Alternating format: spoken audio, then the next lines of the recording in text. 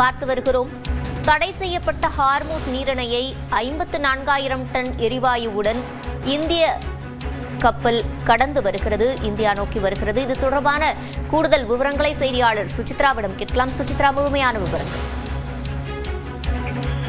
இந்தியாவினுடைய ஷிப்பிங் கார்பரேஷனுக்கு சொந்தமான ஷிவாலிக் கப்பல் தற்பொழுது 55,000 டன் எல்பிஜியுடன் அங்கிருந்து, அதாவது குறிப்பாக முடியுள்ள ஈரானுடைய அந்த ஒரு ஹோர்முஸ் நீரிணையை கடந்து இந்தியாவை நோக்கி கிளம்பியுள்ளதாக தகவல்களானது தெரிவிக்கின்றன. மிக முக்கியமாக ஈரான் இஸ்ரேலுடைய போருக்கு பிறகாக ஹோர்முஸ் நீரிணை முழுமையாக மூடப்பட்டு அங்கிருந்து கிளம்பும் கப்பல்கள் அனுமதி பெற்றே கிளம்ப வேண்டும் என்ற ஒரு அறிவிப்பை ஈரானுடைய அரசாங்கம் அறிவித்திருக்கும் நிலையில் தற்பொழுது அங்கிருந்து இந்தியாவிற்கான ஒரு எல்பிஜி சரக்குகளுடன் தற்பொழுது ஷிவாலிக் கப்பலானது அங்கிருந்து புறப்பட்டுள்ளதாகவும் அடுத்த ஒரு சில தினங்கள் இந்தியாவை வந்தடையும் என்ற ஒரு தகவலையும் தெரிவித்திருக்கிறார்கள். சுமார் இந்தியாவுடைய ஒரு நாள் தேவையான சுமார் 54,000 டன் எல்பிஜியினுடைய அந்த ஒரு கார்கோவோடு அந்த கப்பலானது அங்கிருந்து கிளம்பி இருக்கிறது. குறிப்பாக கத்தாரினுடைய ரஸ் லஃபான் என்ற துறைமுகத்திலிருந்து புறப்பட்டு நள்ளிரவில் அந்த ஹோர்முஸ் நீரிணையை கடந்து தற்பொழுது இந்தியாவை நோக்கி அந்த கப்பலானது வந்து கொண்டுள்ளது என்ற ஒரு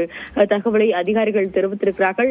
இது மட்டுமல்லாமல் அடுத்த ஒரு சில மணி நேரங்களில் இன்னும் கூடுதலாக ஒரு கப்பல், இந்தியாவிற்கான ஒரு கப்பல் என்பது தேவையான அந்த ஒரு எல்பிஜியோடு அங்கிருந்து புறப்படும் என்ற ஒரு தகவலையும் தற்பொழுது அதிகாரிகள் தெரிவித்திருக்கிறார்கள். குறிப்பாக கடந்த 4 தினங்களாக பிரதமர் மோடி மற்றும் மத்திய வெளியுறவுத்துறை அமைச்சர் ஜெய்சங்கர் உள்ளிட்டோர் ஈரானுடைய அரசாங்கத்தோடு தொடர்ந்து பேசி வரும் நிலையில் அந்த பேச்சுவார்த்தையின் மூலமாக இந்த ஒரு முடிவுகள் என்பது எடுக்கப்பட்டதாகவும் இந்தியாவுடைய கப்பல்கள் செல்வதற்கான ஒரு அனுமதி என்பது வழங்கப்பட்டுள்ளது என்ற ஒரு தகவல் அடிப்படையில் இந்த முதல் கப்பல் என்பது தற்பொழுது அங்கிருந்து, அதாவது ஹோர்முஸ் நீரிலிருந்து புறப்பட்டு இந்தியாவை நோக்கி அது புறப்பட்டுள்ளது. இதற்கு முன்னதாக இந்த கப்பல் அமெரிக்காவிற்கு செல்வதற்கான ஒரு திட்டமிடல் இருந்ததாகவும் அது கைவிடப்பட்டு தற்பொழுது இந்தியா அந்த கப்பலானது தற்பொழுது திரும்புகிறது என்ற ஒரு தகவலையும் அதிகாரிகள் தெரிவித்திருக்கிறார்கள்.